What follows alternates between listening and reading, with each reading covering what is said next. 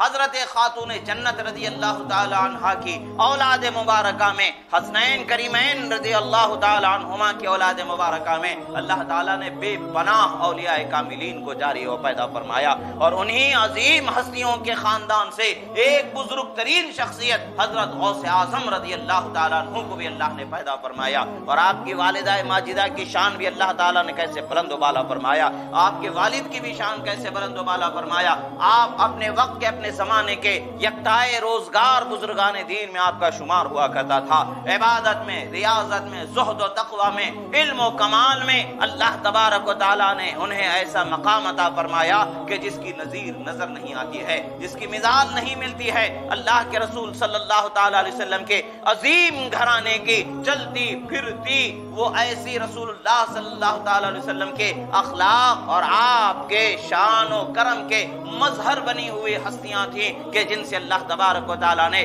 ایک عالم کو فیضیاب فرمایا۔ حضرت ابو صالح موسیٰ جنگی دوست علیہ رحمت و رضوان کی شان بھی بہت بلند و بالا۔ روایتوں میں آتا ہے کہ آپ سے بے پناہ کرامتوں کا ظہور ہوا، آپ بہت با کرامت، بہت علمی اور شان والی ہستی ضرور تھیں، مگر ایک واقعہ جو بے پناہ شہرت پاتا ہے، ایک وہ واقعہ جو بہت مشہور ہے۔ آپ کی عادت کریمہ تھی کہ کئی دنوں تک کہ آپ جنگلوں میں چلے جاتے تھے، عبادتوں میں وقت گزارا کرتے تھے۔ ایسے ہی ایک مرتبہ کا وقت گزرا کہ آپ کے پاس کھانے کو کوئی چیز میسر نہیں تھی۔ آپ جب اپنے غار سے، عبادت سے باہر نکلتے ہیں اور پانی کی تلاش میں کچھ آگے بڑھتے ہیں تو ایک چھوٹا سا دریا تھا جو بہتا ہوا جا رہا تھا۔ اس دریا کا آپ جب پانی پی رہے تھے تو وہاں سے ایک سیب بہتا ہوا جاتا آپ کو نظر آیا۔ آپ نے اس سیب کو اٹھایا اور کھا لیا۔ آپ کے ذہن میں پھر فوراً خیال آیا یہ سیب کا کوئی نہ کوئی مالک ضرور ہوگا، کوئی نہ کوئی اس کا مالک ہوگا، اور میں نے اس سے اجازت لیے بغیر میں نے اسے کھا لیا ہے۔ اب اگر قیامت کے دن مجھ سے اس کا سوال ہو جائے تو میں اس کا بدلہ کیسے چکاؤں گا؟ لہٰذا مجھے اب چونکہ کھا چکا ہوں تو اس سے اس کی معافی کرانا چاہیے، اس کا وہ حق یہیں پر معاف کرا لینا چاہیے تاکہ قیامت میں اللہ تعالیٰ کی بارگاہ سے سوال سے میں بچ سکوں۔ آپ وہاں پہنچتے ہیں، آپ اسی کنارے آگے بڑھتے چلے جاتے ہیں کہ لبے دریا آپ دیکھتے ہیں کہ ایک سیب کا باغ ہے، اور اس سیب کے باغ کے کچھ درختوں کے شاخیں دریا میں جھل رہی ہیں اور اس کے کچھ سیب پانی سے ٹکرا رہے ہیں۔ آپ کو اندازہ ہو گیا کہ اسی باغ کے اسی شاخوں میں سے کسی نہ کسی شاخ کا وہ سیب ہوگا جو پانی میں بہ کر کے وہاں پہنچا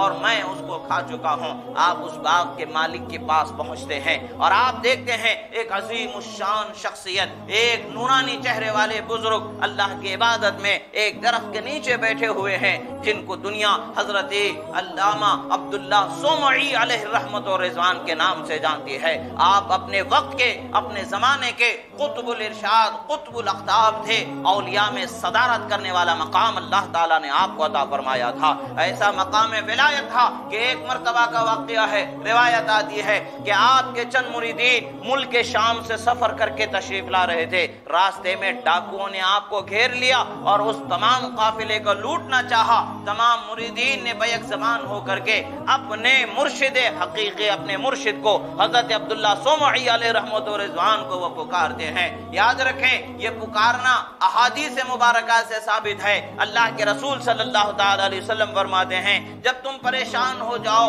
جب تمہاری کوئی چیز کھو جائے، جب تمہارے پاس کوئی تمہارا پرسان حال نہ ہو، اس وقت پر تم پکارو اے اللہ کے بندو ہماری مدد کو پہنچو، اے اللہ کے بندو ہماری مدد کو پہنچو۔ اس لیے کہ اللہ کے کچھ نہ کچھ ایسے بندے ضرور ہوں گے جو تمہاری مدد ضرور کروائی جائے گی، تمہاری مدد ضرور ہوگی۔ امام طبرانی نے بھی روایت فرمایا، امام بزار نے بھی روایت فرمایا، امام ابو یعلا نے بھی اس حدیث مبارکہ کو روایت فرمایا۔ اس میں بعض اسناد کی وہ درجہ ہے کہ جو درجے حسن کو پہنچ جاتی ہیں، جس کی وجہ سے یہ حدیث مبارکہ بھی اہل سنت کے نزدیک بھی مسلم ہے، اور اہل سنت کا اختلاف رکھنے والے دیگر بعض محدثین جو اپنے آپ کو وہ متعارف کراتے ہیں جیسے البانی وغیرہ، ان کے نزدیک بھی حدیث درجے صحت کو پہنچتی ہے۔ الحاصل اللہ کے ولیوں کو مدد کے لیے پکار لینا خدا کی دی ہوئی شان ہی سے ہے، خدا بنا کر کے نہیں پکارا جاتا ہے، بلکہ خدا نے انہیں جو شان دی ہے اسی شان سے انہیں اپنے لیے مددگار سمجھ کر کر کے پکارا جاتا ہے، خدا کی مرضی سے،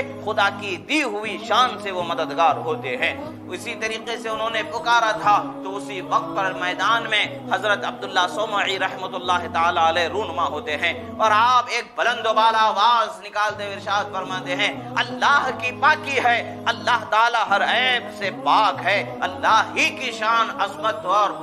بلندی والی ہے۔ اے وہ سوار، پلٹ جاؤ اپنے اپنے ارادوں سے، باز آ جاؤ، اپنے اپنے علاقوں کو چلے جاؤ، خدا کا قہر بہت خطرناک ہے۔ جب انہوں نے خدا کے قہر سے ڈرانے والی ایک صدا کو بلند فرمایا تو جن گھوڑوں پر وہ سوار ہو کر کے ان کی طرف بڑھ رہے تھے، وہ اچانک وہ گھوڑے بھدکتے ہیں اور منہ موڑ کر کے دوسری طرف ہو کر کے وہ بھاگتے چلے جاتے ہیں۔ سواروں کا کوئی قابو گھوڑوں پر باقی نہیں بچا تھا، گھوڑے دوڑتے ہوئے چلے جاتے ہیں، راستہ منہ موڑ کر کے وہ ڈاکہ زنی سے وہ قافلہ محفوظ ہو جاتا ہے۔ بعد میں لوگ کہتے ہیں کہ ہم انہیں تلاش کرتے رہے کہ پھر حضرت عبداللہ صومعی نظر آ جائیں، وہ ان کی کسی کی نظر میں نہیں آیا۔ جب آپ وہاں پہنچتے ہیں، پہنچنے کے بعد ان کے دوسرے مریدوں سے پوچھتے ہیں معاملہ یہ ہوا، تو لوگ یہ کہتے ہیں حضرت تو ہماری نگاہوں کے سامنے ہی جلوہ فرما تھے، معاملہ کچھ سمجھ میں نہیں آتا، تمہاری مدد وہاں کیسے ہوئی، یہ ہمارے سامنے جلوہ نما کیسے رہے۔ یہ اللہ کے بندوں کی شان ہی الگ ہوتی ہے، اللہ تعالیٰ ان سے ایسی چیزوں کو ظاہر فرماتا ہے جو لوگوں کی سمجھ سے بالاتر ہوتی ہیں، ایسی ہی ظاہر شدہ چیزیں جو اللہ کے ولیوں سے ہوتی ہیں انہی کو کرامت کہا جاتا ہے۔ کہ انسان کی عقل اس کو ناپ نہیں سکتی ہے، انسان کی عقل اس کو سمجھ نہیں سکتی ہے، عقل کے اعتبار سے، سمجھ کے اعتبار سے اس کا ہونا تو ممکن ہی نہیں ہوتا ہے، مگر کرامت سے اللہ تعالیٰ اسے پورا فرما دیتا ہے۔ یہ شان حضرت عبداللہ صومعی علیہ رحمت و رضوان کی ہے۔ آپ نے آنے والے چہرے کو دیکھا، گویا کہ نور ولایت سے آپ نے پہچان لیا آنے والا ایک معمولی شخصیت والا بندہ نہیں ہے، بلکہ اللہ کے خوف سے لرزیدہ رہنے والا، اللہ کی بارگاہ میں خائف رہنے والا بندہ، دنیا سے کنارہ کشی، آخرت کی تیاری میں اللہ کی رضا اور اس کے حبیب صلی اللہ تعالی علیہ وسلم کی خوشنودی کی طلب و جستجو میں زندگی گزارنے والا ہے۔ آپ نے اندازہ لگا لیا اور آپ نے فوراً پوچھا کیا بات ہے، کس لیے تشریف لائے؟ آپ نے پوچھا کہ یہ باغ کس کا ہے؟ جواب میں کہا یہ باغ کا مالک میں ہی ہوں۔ حضرت ابو صالح موسیٰ جنگی دوست علیہ رحمت و رضوان عرض گزار ہوتے ہیں کہ آپ کے باغ کا ایک سیب خود سے ٹوٹ کر کے بہتا ہوا دریا کے کنارے کنارے پر کچھ میلوں آگے پہنچ چکا تھا، میں وہاں پر بھوکا تھا، میں نے اس کو بھوک کی وجہ سے خیال نہیں گزرا پہلے ہی میرے ذہن میں، مگر میں کھایا تو مجھے خیال آیا کہ مجھے اس کے مالک سے اجازت لینی چاہیے، تو میں آپ کی اجازت کے بغیر جو آپ کے باغ کا ایک سیب کھا چکا ہوں اسی کو معاف کرانے کے لیے آپ کے پاس آیا ہوں۔ حضرت عبداللہ صومعی رحمت اللہ تعالی علیہ فرماتے ہیں معافی تو مل جائے گی مگر میرے چند شرطیں ہیں، اس میں سے پہلی شرط ہے کہ آپ کچھ عرصے تک میرے باغ کی نگہبانی کریں، باغ کی باغبانی کریں، میرے درختوں کو باغ کے پانی وغیرہ کی ذمہ داری پہنچانے کی آپ اٹھائیں۔ حضرت ابو صالح موسیٰ جنگی دوست علیہ رحمت و رضوان نے باغبانی کی ذمہ داری کو پورا کر لیا، اور اگر آج ہم اپنے آپ پر اس چیز کو تصور کر کے دیکھیں، کیا کوئی ہم میں سے اتنی ہمت کر سکتا ہے؟ ہرگز نہیں کر سکتا ہے۔ اگر ہم کھا بھی جائیں تو خاموشی سے گزر کے چلے جاتے ہیں، ہزار بہانے اس کے تلاش کرنے کی کوشش کرتے ہیں، مگر اللہ کے ولیوں کی شان یہ نہیں ہوتی ہے، بہانوں کو تلاش کرنا ان کی شان نہیں ہوتی ہے، ان کی شان تو صرف رحمت خدا کو تلاش کرنا ہوتا ہے۔ خدا کی رحمت انہیں مل جائے، خدا کی رحمت کا حصہ انہیں مل جائے، اسی پر ان کی نظر ہوتی ہے، اور خدا کی رحمت سے دور ہونے کا خوف اور اس کا خدشہ ڈر ایسا رہتا ہے کہ اس کے سوا کوئی خوف ان کو ہوتا ہی نہیں ہے۔ اللہ کے وہ عظیم ولی بزرگ وہاں پر حضرت موسیٰ جنگی دوست علیہ رحمت و رضوان نے ایک زمانے تک کے باغ کی حفاظت اور باغ کا خیال کرتے رہے، درختوں کو پانی دیتے رہے، ہر قسم کی وہاں پر ذمہ داری پوری کرتے رہے۔ کچھ عرصہ جو معین تھا اس کے ہو جانے کے بعد پھر آپ ان کی بارگاہ میں حضرت عبداللہ صومعی کی بارگاہ میں جاتے ہیں،